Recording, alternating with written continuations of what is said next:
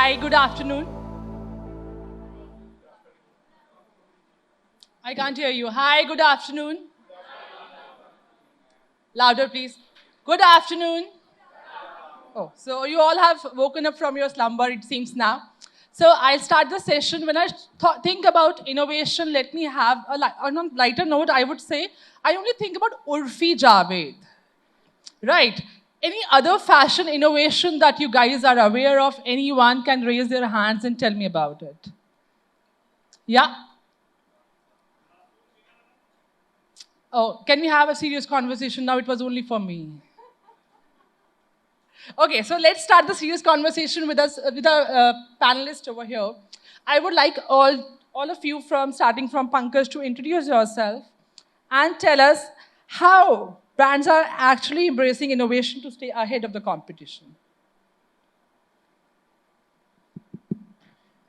Hi, I am Pankaj.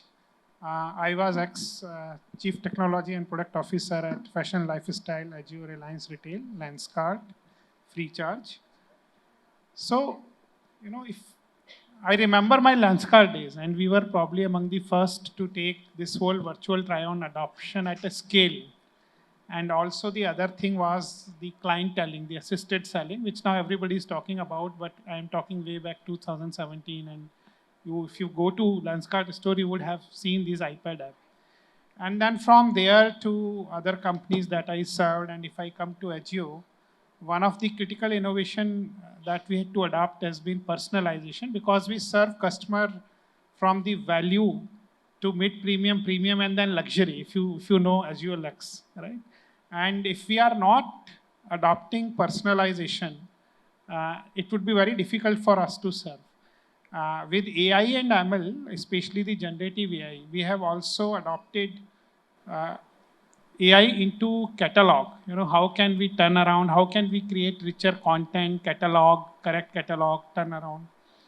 Why I've taken this various example is because I wanted to bring out certain threads which I see common across the organization. That when it comes to adoption of innovation, I see few common things. One is that look at the consumer journey.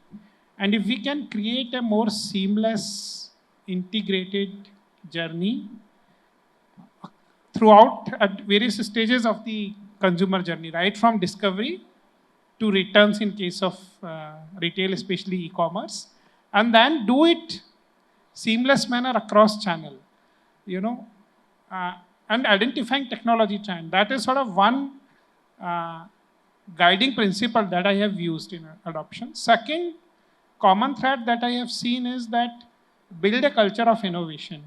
Enable your team to experiment. Make sure the team is not lost in day-to-day huddle and your monthly and weekly targets. So create a space and culture to try out, experiment with things. And also important that create a culture which can embrace failure. In many organizations, I have seen that it is okay if failure happen at the CXO level, but not below, but that doesn't work. So that culture has to be imbibed. And third important thing I would share is that overcome, especially coming from tech background, I have faced this a lot, that overcome this culture of, or this syndrome which I call as not invented here syndrome. Right? That also slows you down and make you laggard in adapting new technology or innovation. Right? So for example, in Lenskart, when we launched 3D try-on, we did not say we would build the entire technology. We looked at somebody who already had a core technology in image processing. We had to build a team in image processing and then launch it. We basically scaled it and productized it. So if I have to share few common learnings across, those would be my sharings. Good. Thanks, Pankaj. Good afternoon, everyone, and thanks, Charu, for having me on this panel. I represent Taneira, and Taneira is the youngest brand from Titan Company Limited, and it is in the women's ethnic wear space. Taneira, through its 50+ stores and online, offers design differentiated saris, ready-to-wear kurtas and blouses made from pure and natural fibers and sourced from across 100 weaving clusters of the country. we try to bring the best of India under one roof. That's what we do. And when it comes to innovation, this is a very unorganized sector, and we all know that. And what we are trying to do is trying to bring some order in the chaos here. We're trying to organize the unorganized, and we are doing it not to stay ahead of the competition, but we are doing it because the industry really needs it. And we are in fact looking for more and more players in this space who have business models based on sustainability. And some of the initiatives that I might just like to talk about are, the first one is the Weaver Shala initiative. Now, what we do is that we are upgrading the infrastructure of the weavers' workplace and improving their design capabilities so their products can be marketed well in today's times. We are building an app for the weavers so that we can digitalize the sourcing. We are working with a lot of botanic origin fibers, so that's the innovation in the materials. And one of the examples I would like to give is that we have tied up with a company called Lenzing in Austria, and they have produced this wonderful filament called Tencel Lux, which has qualities which are so similar to silk in terms of their sheen, the luster, and the strength, and the color fastness. And we brought out a collection called Vegan Visions last year, and it is a runaway success. And the women, especially the younger women, are just loving it. It's one of our fastest growing category. And in fact, it also won an award from PETA. PETA giving out awards sounds like music to the ears, but we are thankful for them for this encouragement. On the product side, we are doing a lot of innovation in how we can make wearing sari cool for especially the younger women. And we are working a lot on how we can make saris easy to drape, ready to drape, or even lightweight. So, the younger women adopt it very quickly. In terms of online, we are working on returns, as you rightly said, and we've tied up with Yale University, and we are working with them to make sure that when the customer selects that Mera Wala pink on the app, and what they receive is actually the pink that they had selected. So we're working with them, and we believe that this will really reduce our returns by 30%. So these are some of the innovations that we are trying to do. There are a lot more, but maybe that for later. Thanks. But when you say that you are not doing all this to stay ahead of the competition, but is it actually helping you stay ahead of the competition? Well, I wouldn't say that we are competing with anyone. What we are trying to do is bring value to our customers and maximize that value. One of the other things that we're really doing is how can we bring down the price of our products, and that's very critical. And by bringing these innovations and by doing a lot of cost optimization without compromising on the product quality, we have been able to reduce our prices by over 20%. And this is not we don't negotiate with the weavers. I mean, that's not what we do, but we try to do a lot of re-engineering and trying to do a lot of optimization in our processes and the way we function so that we can reduce our prices for the customers and making saris more affordable for our customers. Sure. So Lavanya, if you can introduce yourself and tell us about how you are embracing innovation to stay ahead of the competition. Thanks, Charu. Thanks for having me here. Hello, everyone. My name is Lavanya. I'm CEO at Zivame. I think Zivame needs no introduction. Obviously, started as a D2C company, solving all the women's innerwear needs. Today, we are a truly omni-retail company. We have about more than 170 stores. So innovation actually at Zivame is like very core to what we do at Zivame.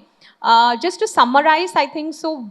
For me, I look at innovation at 3 levels, which are like something which I focus and which we work with team very, very closely. One is consumer understanding. Like while we did this expansion from being a very online, D2C, e-commerce driven company. And today we have 180 stores. We are in general trade. We actually sell through LFS counters. Understanding of the consumer in each of those channels becomes very important. Okay, so you get different data points. Digital, you get lot of data point about the consumer, their preference. Everybody says India is land of many countries, which we also see, right? The consumer preference in each of the each of the city or the region kind of changes. So for you to have that data, understanding of that consumer to service out there, what is the inventory you will keep in that store? E-commerce more easy because you can just show, she can choose and you can sell. But how do you take that data and actually apply to ensure that you have the correct assortment? Say in a store in Delhi, will be different assortment than what you have in Bangalore. So I think so innovation and use of data around that is very, very important. I think so everybody is talking about personalization. How do you make it more relevant? So whether it's our fit code technology, where you don't need to use a measuring tape and you can kind of get your size. How do you imbibe that into your consumer shopping experience becomes very important. So one is on consumer, how are you understanding? And then the second of what comes out of it is the product. So product, obviously innovation. So it can be in the products what we make, like our miracle bra or a sari shapewear what we made, which kind of replaced the petticoat what typical women wear. Then in terms of the miracle bra, which is the lightest bra, when you kind of wear, it feels to like a second skin out of it. People who didn't want an underwire, we created a underwire bra. So in terms of innovation, understanding the consumer pain point and then making innovative products to solve a specific consumer problem is the second bit of place where we do innovation, right? The third thing which I feel has huge potential for any industry is actually supply chain. More so in retail is supply chain. How do you optimize inventory? How do you ensure that you service the consumer the fastest way? The consumer gets the products, predict the trends, make products according to it. The amount of innovation in processes, what you can do in supply chain, for me, I think so, especially in this place, is like really, really immense. I would say these are like my top priorities when it comes to innovation in our company. Very informative. Hi, my name is Preeti Gupta, and I'm the Chief Business Officer at Nykaa Fashion. I head most of the brands of Nykaa, which is the ethnic brands, the lingerie brands, the men's lingerie brand, men's innerwear brands, athleisure brands, etc. So I'll take the example of one brand, if I may, just so that it's easier to relate to it. Imagine a world where 80% of women are wearing wrong bras and they are uncomfortable. There is back is paining, shoulders are paining, and generally low self-esteem as well, because when the bra is not working, you're adjusting, you're just uncomfortable.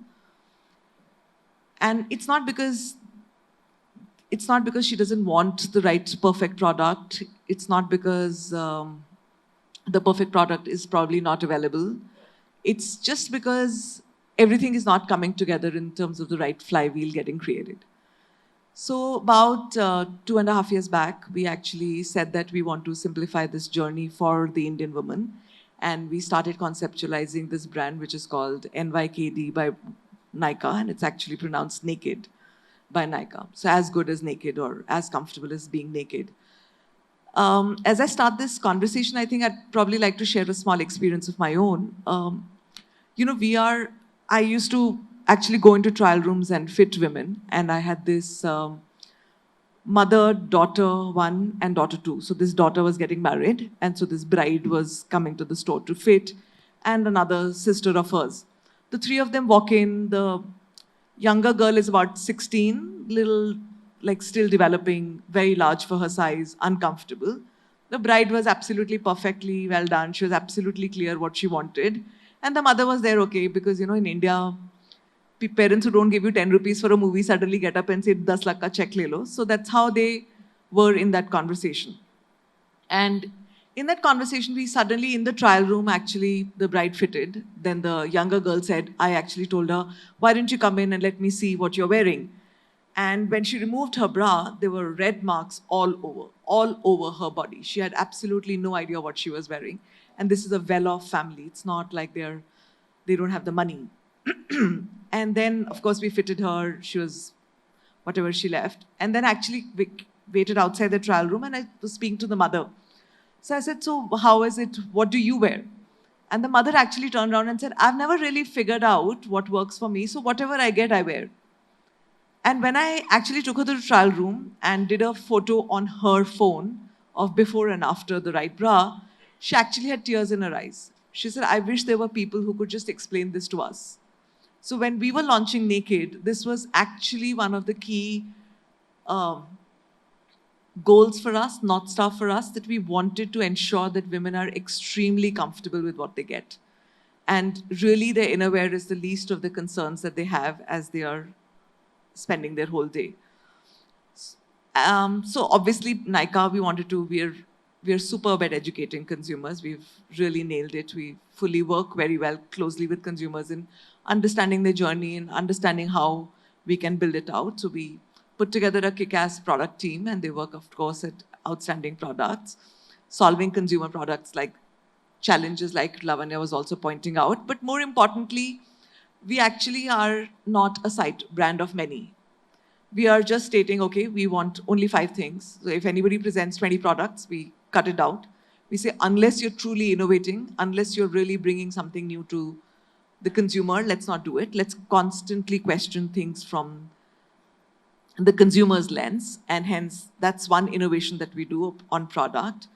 Second thing that we do on innovation is our bra advisor tool. So we actually devised a tool which lets you take about 12 questions on your current experience of the bras. So the red marks, tightness, back pain, shoulder pain, etc., etc. And it recommends a product for you which is perfect. 99% efficacy of bra advisor tool. It's won several awards in India as well on what we've developed. And it really helps consumers. It's almost like selecting a song on Spotify. Like the speed with which you can select a song, similarly you can select actually the bra for yourself as well. Without any tape, without anything at all. Just your previous experience and you get a recommendation. And lastly, I think while everything is internal, finally consumers have to really get it. And unless your communication really states that extremely clearly and is relatable, you'll never have a connect with the consumer. So I think when we launched the brand, we actually ensured we were the first brand ever to actually have a Sakshi. I think she's there in the evening today. She was our first model that we shot with, really to show diversity of body types. We had a dark model, little larger one, a little athletic one. We've had regular people coming and talking about their journey in our social media handles.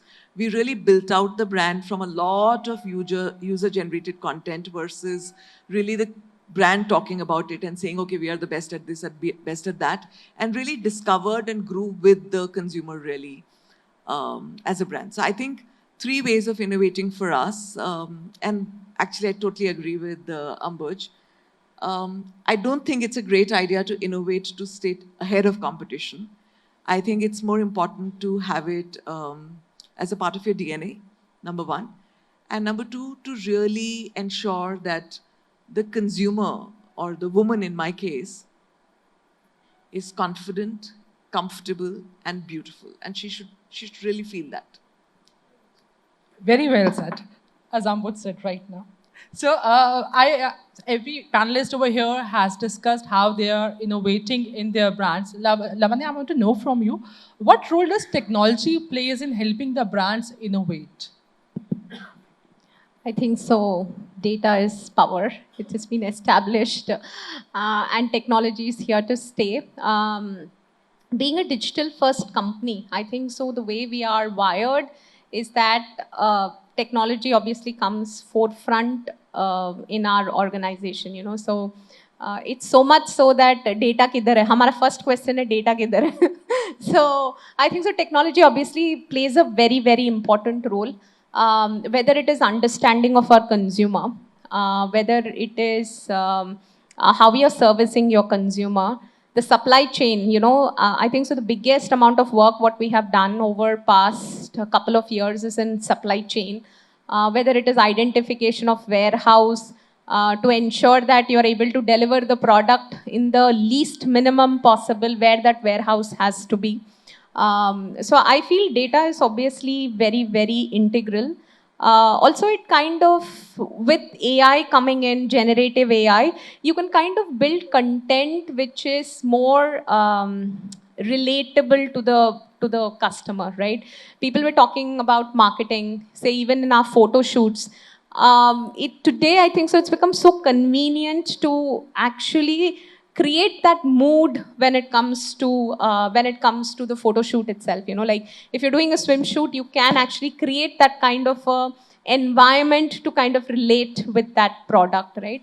So I think so. Technology is integral part of every operations, at least what we are doing. Design, which at certain point of time was more manual. I remember a couple of years back, people like really drawing. Today, it is all done on technology. They need bigger screens, they need bigger things to kind of do it. So I feel technology is here to stay. Like I can't think about a day without being technology being there. So it helps you in innovating further? Yes, definitely. It gives you data. You can see data at the tips of your finger. You can take decisions. More than anything else, it helps you to validate your assumptions, or actually challenge the assumptions what you have, right? So I think so. Definitely, technology is here to stay. So, Preeti, when you talked about how you are actually developing products, do you also personalize to innovate further? So let me take the example of Nykaa Fashions, just so that it'll be easier. There was an Asian Paints ad, Mera Wala Pink, and you keep on searching, Mera Wala Pink nahi mil raha. So I think e-commerce has really opened that up, because you can just keep on searching an infinite amount of searching. And, Amazon is all about search, and you search for the keyword and you land at the product, you shop, leave. Whereas fashion is all about, okay, let me experience this also, let me see that also. I want to see the trend. I want to see what that influencer is wearing. I want to see what I bought last time, where is the largest discount, what is the last quality of fabric. It's a maze. And I think a lot of women end up getting overwhelmed with it. And at Nykaa Fashion, we actually felt true to our DNA that we really wanted to simplify shopping on e-commerce for consumers. And I think our team works obsessively, our ML team works obsessively around data mining and how we can personalize these conversations. I'll give you an example.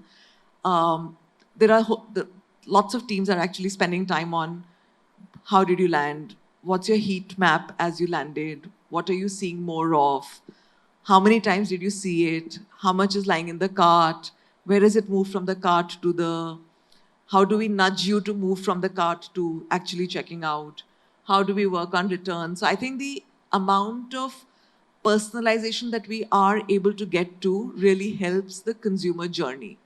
It not only helps us in understanding and delivering a better product to the consumer, but more importantly, a better journey as well. I'm saying product because actually 30% of our business comes from the recommendations module. So anytime when you're on a product page, you'll see a section of we recommend this, and that's purely a data-led, personalized recommendation for that particular consumer basis their browsing history and the way they've developed it, the way they've landed there. And 30% of the business comes from there. So that's one. Second is in terms of just the journey, because there are easy fixes of saying sort by price, sort by discount, but you really will never be able to build any sort of a relationship if you just leave it at price, because finally somebody other will be there who's ready to lose more and more money. Right? So it's extremely important that you're able to build an equation with brands and consumers, which is live and relatable. So for example, a lot of women, even in today's room, I'm seeing are wearing the latest quad sets. But how many sites know what quad sets are and are able to tag it and are able to actually work around it, like the way Nykaa Fashion does. Because we just go by how many search words are saying, what is trending, how can we tag it back. There's a whole set of team which is available who actually has, we've done things like, we've integrated almost 800 stores of brands with our platform, which means if there is a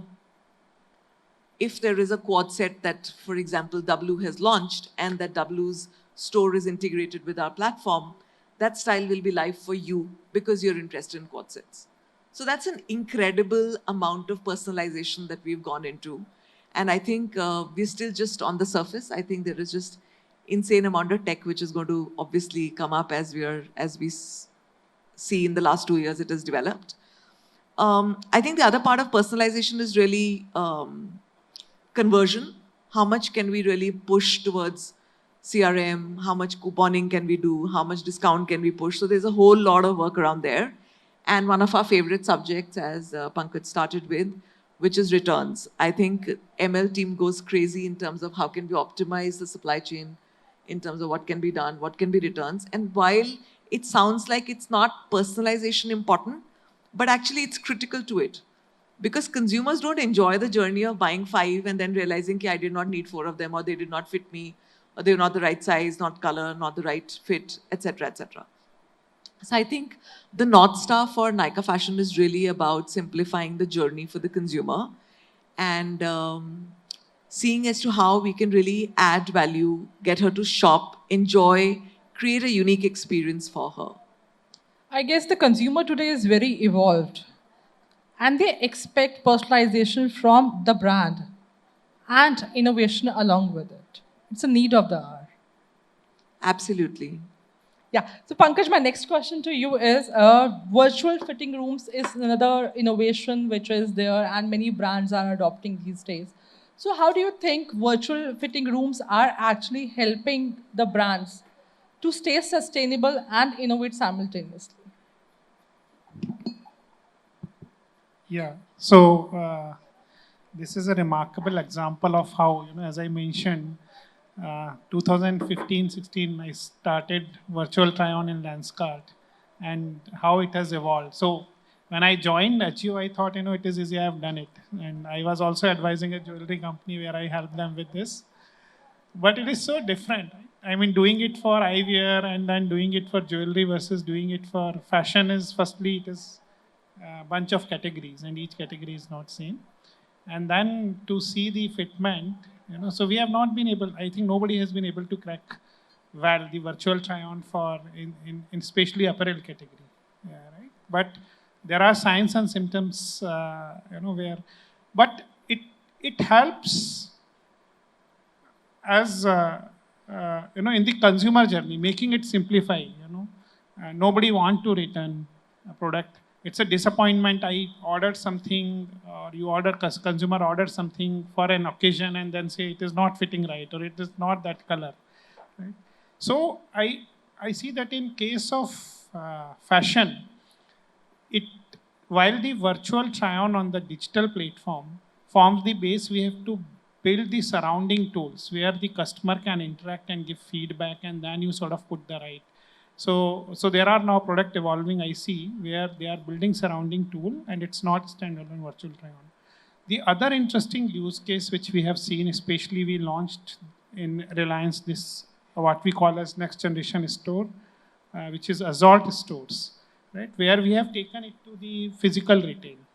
And we have smart trial rooms, which reduces significantly the friction of consumer. Consumer traveling between aisle and the trial room and trying out different things. So you take whatever you like to the trial room, and then you can try it on how it looks. You can look at the variations, different colors, and not just that, you can look at the matching, so if you have bought a shirt, what is the matching skirt or trouser, matching bag, and all that in a room, and then it would get delivered to you in the trial room. So we are seeing significant traction on that technology, and why I'm very delighted about is that how this whole virtual try-on or fitting between the digital platform and the physical retail is now converging, And if we can feed the signal from one channel to another, we can also better solve this problem on the pure digital platform, right? And of course,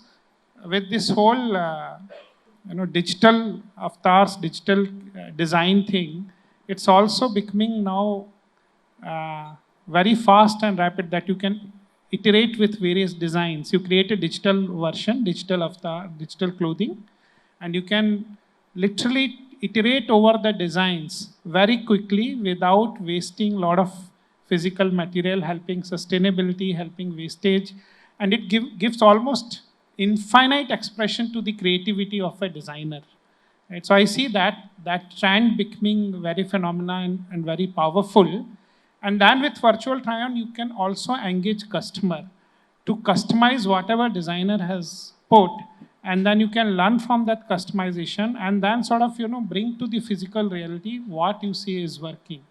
Right? So it would help in reducing cost. It would help in time of iteration. It would give you limitless choices, and it will also be a big cost towards sustainability. Reducing all the effects on the environment that textile produces. So at least I am very excited about this whole trend and how it is converging. So, Ambuj, we have touched upon one aspect, which is virtual try room. I want to know from you, what are the other innovations which are actually driving sustainability in the fashion sector? Yeah, so Pankaj, it will be really very interesting to have a conversation after this, because I'm really interested in virtual draping of saris, and let's talk later. One of the things that we don't worry about is size, because sari is a free size unstitched garment. It's been around for 5,000 years. It's a design wonder, and we don't acknowledge that enough. Coming to innovation and sustainability, Charu, I think the world is really waking up now. In a study published by the journal Environmental Science and Technology, microplastics have been found in human hearts.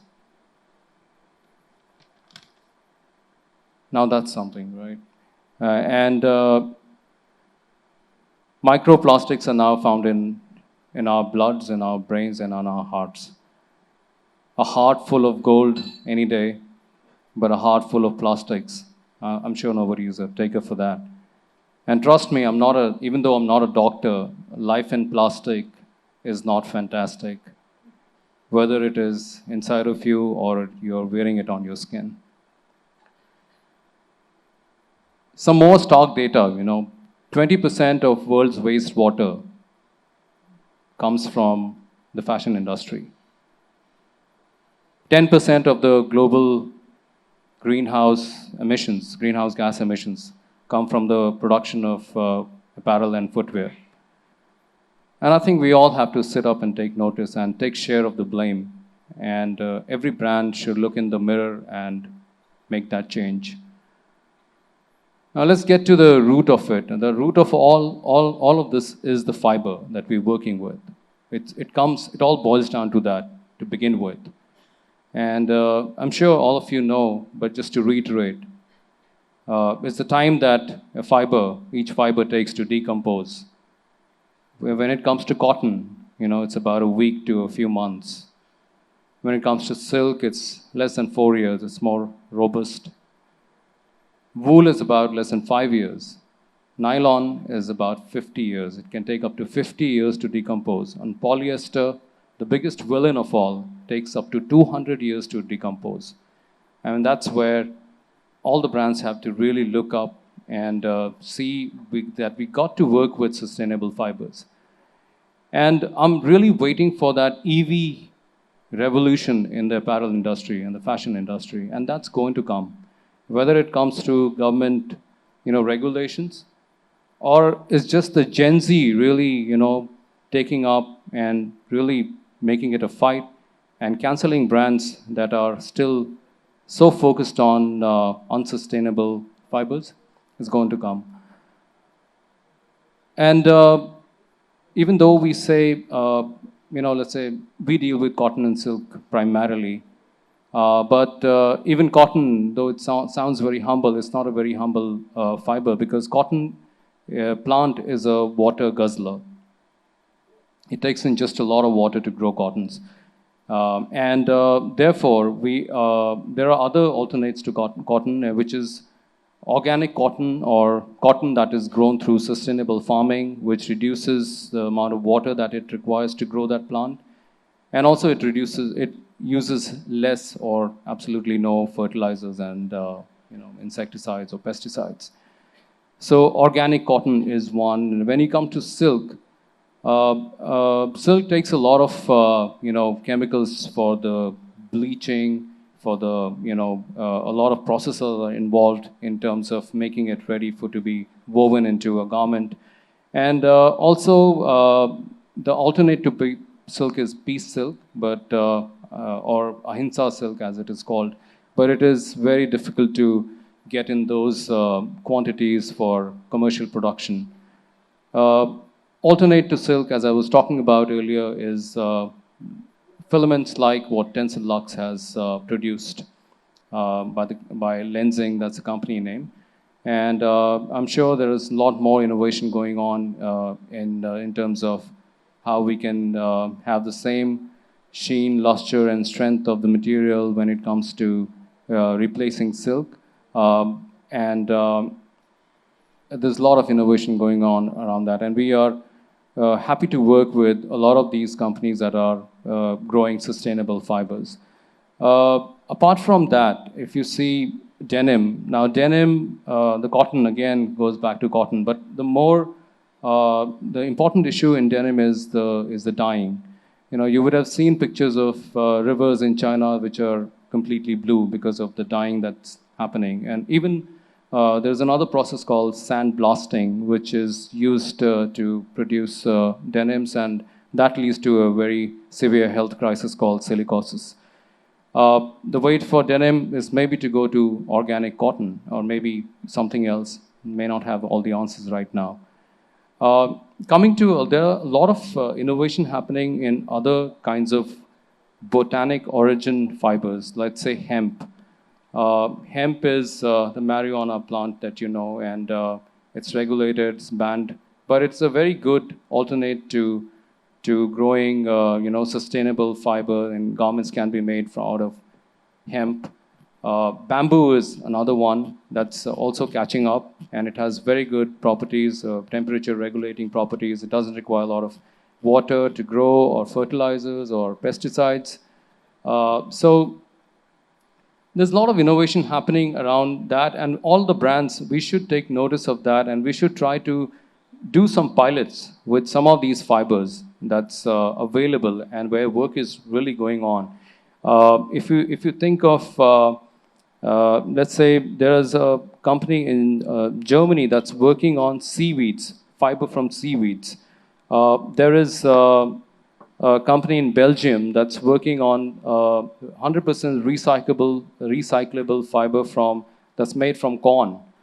Now these are 100% biodegradable and they don't leave any impact on the environment. And I think all the brands that are present here, even outside, let's take note of this and make that change. We are doing that.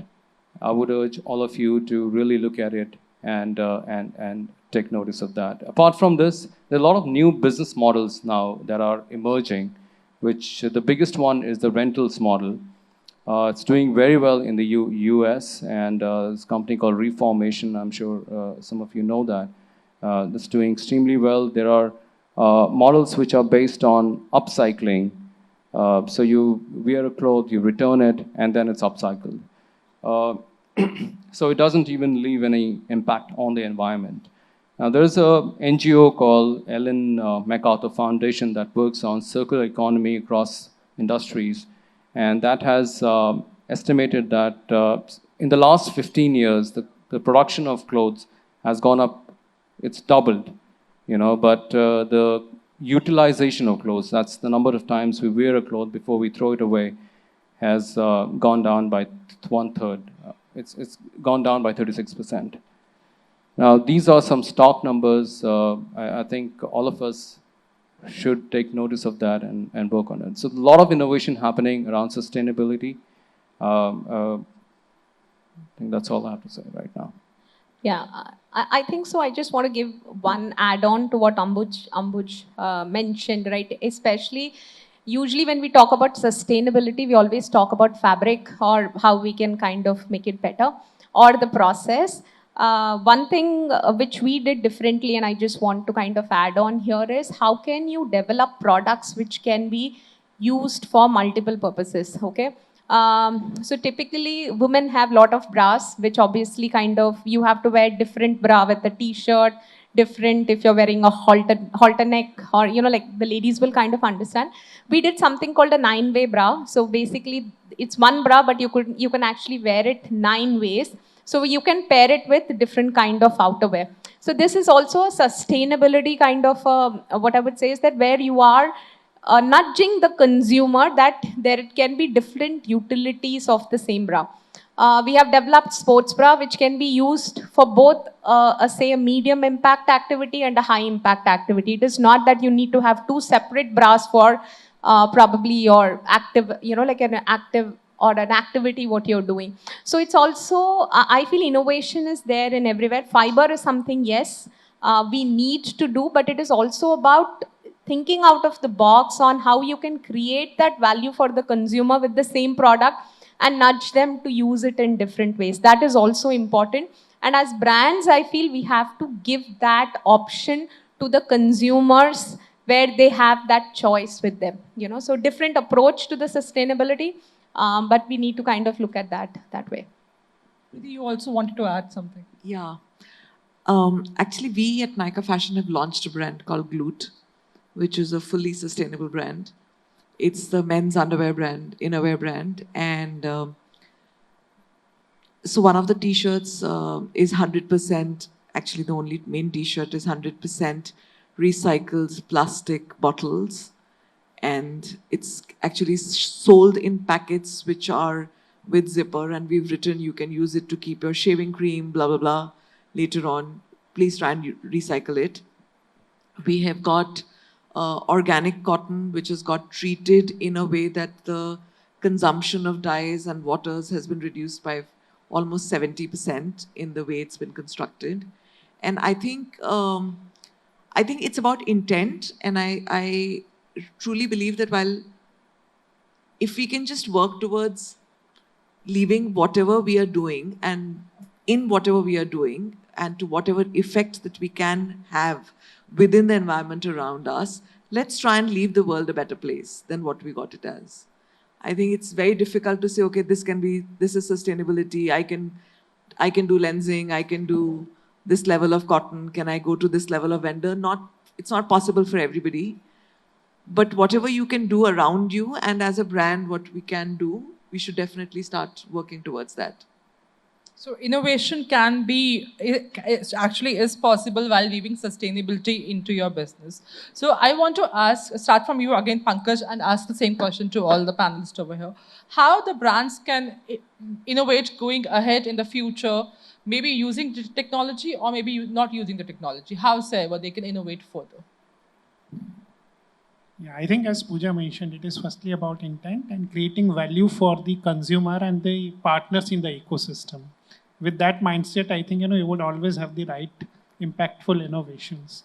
Right? We have already spoken a lot about consumer-facing things, and Lavanya briefly touched about supply chain, but that's where I think I would just like to add on a few more things, that there is a huge innovation happening around supply chain. Before Reliance, I was working with a SaaS company, logistics, Fareye, and we were serving different consumer. So a lot of automation in warehouse, which even in Reliance with our acquired company Adverb, we had been driving. A micro fulfillment center, placing inventory closer to the point of consumption, which also helps in reducing the environmental impact of logistics. In fact, at Fareye, we were measuring how many miles we have saved, indirectly impacting the environment. The other important thing I see is the blockchain, which I just want to briefly touch upon, to bring the authenticity and transparency into entire supply chain. But I think the crux of it is that instead of focus being, I want to beat competition, it should be, I want to create value for my ecosystem or consumer or stakeholder, and then pick technology or process whatever and sort of make things more efficient or bring new. Ambuj. Fully agree with you, Pankaj, when you said that. And I think today we cannot innovate without technology, but even before technology comes strategy. And what's a strategy for the brand? What's a vision for the brand? And wouldn't take much time, but I would just say that, any strategy where sustainability is not a part of that strategy is not going to last long.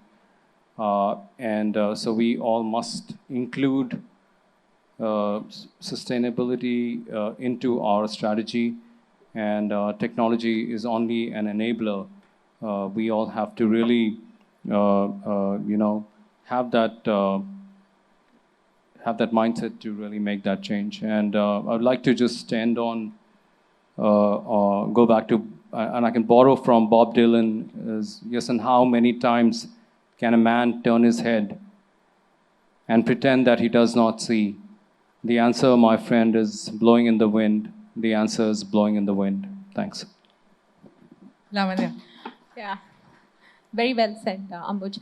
I think so for me, or for Zivame, innovation is obviously, like I said, it's in heart of the organization itself.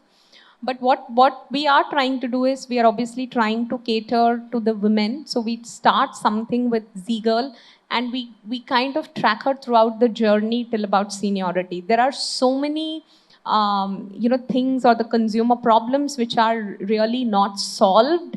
I feel that we are focused on innovation, on solving the needs of the women from her, say, as a girl till she kind of say maturity, all the problems what we are there, and how we can actually solve that through innovative products is something which we are looking at it as a core of our business.